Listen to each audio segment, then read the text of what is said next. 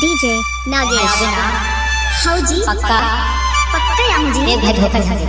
अरे नहीं देवा जी नहीं देवा आना या नारकली गली गली गली आयो माया हमारी गाना नाम बोलो नाचले गली गली गली गली आयो माया हमारी गाना नाम बोलो नारकली आओ मैं गली गली डीजे नागेश चाबी लगा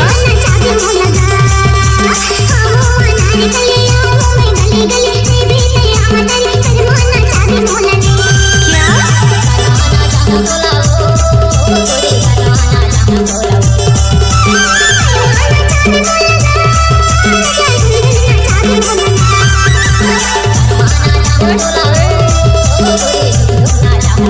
डीजे नागेश।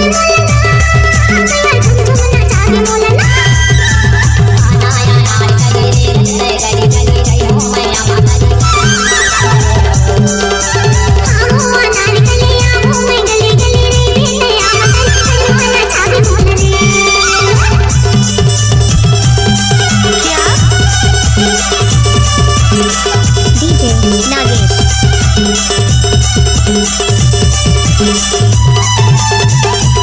नाचा रे